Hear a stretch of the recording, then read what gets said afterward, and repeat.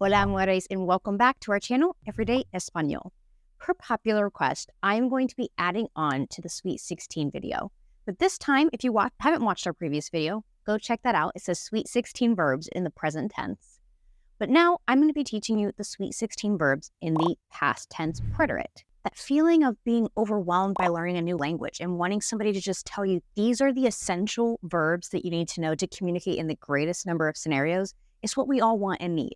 So you guys have come to the right place today because today I'm going to be tackling the Sweet 16, but in the pasado, en el pretérito, the past tense preterite. Now, in our previous Sweet 16 present tense video, at the end of that, I said practice these, get these down pat so that you can be ready for this video.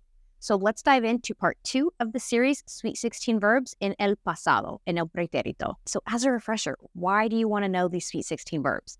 Well, these Sweet 16 verbs are going to allow you to talk about almost any topic in the greatest number of scenarios by having these Sweet 16 verbs down. These 16 verbs are the foundation for you guys to communicate and on your journey to becoming fluent in Spanish.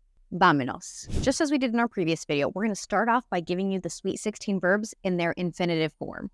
Again, infinitive means automatically adding the word to in front of the meaning or definition of these words.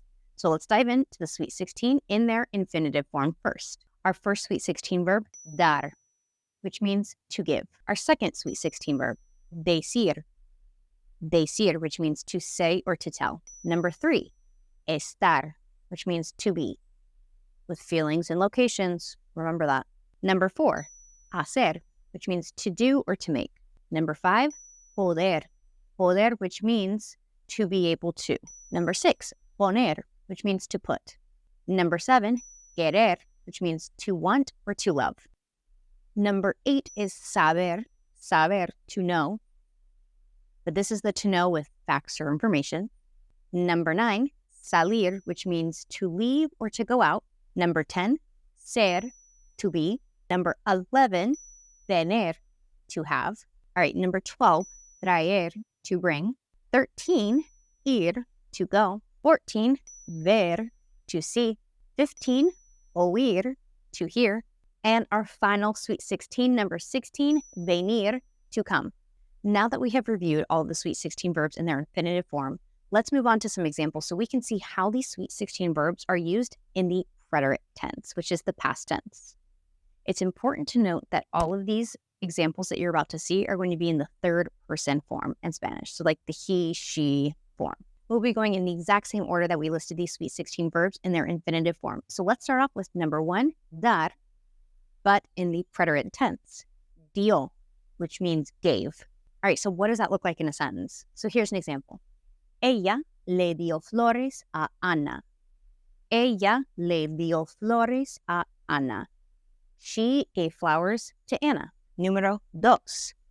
Dijo, said. Mi mamá me dijo no. My mom told me no. Número 3. Estuvo, was. But a big reminder, only with feelings and locations. For example, mi hermano estuvo enojado anoche. Mi hermano estuvo enojado anoche. My brother was mad last night. Número 4. Hizo, did or made. Because this definition has 2 different meanings, I'm going to give you 2 different examples. The first one. Mi padre hizo la comida. Mi padre hizo la comida. My dad made the food. But hizo can also mean did. So let's look at an example for that one. Mi hermano no hizo nada. Mi hermano no hizo nada. My sister didn't do anything.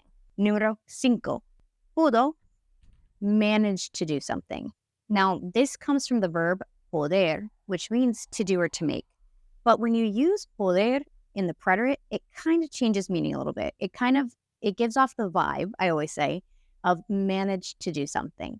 So let's look at an example. Él pudo subir la montaña.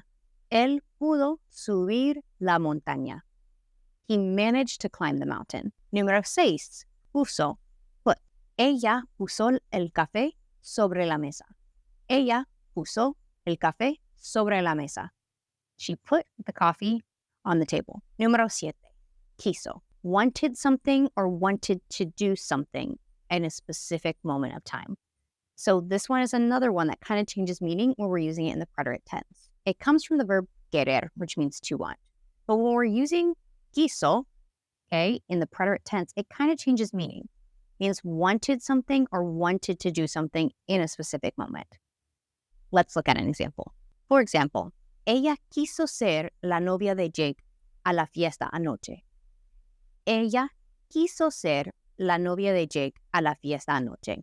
She wanted to be Jake's girlfriend last night.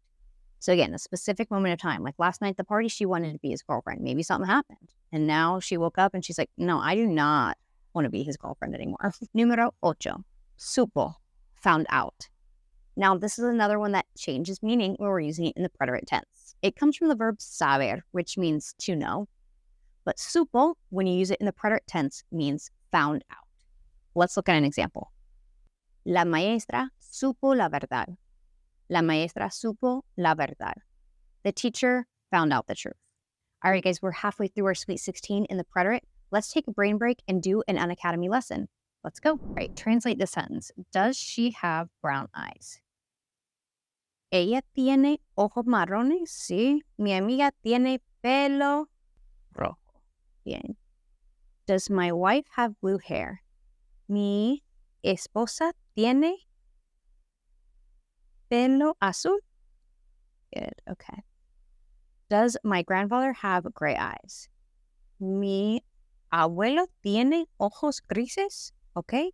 Do I have gray eyes or blue eyes? Yo tengo ojos grises o ojos azules. Bien.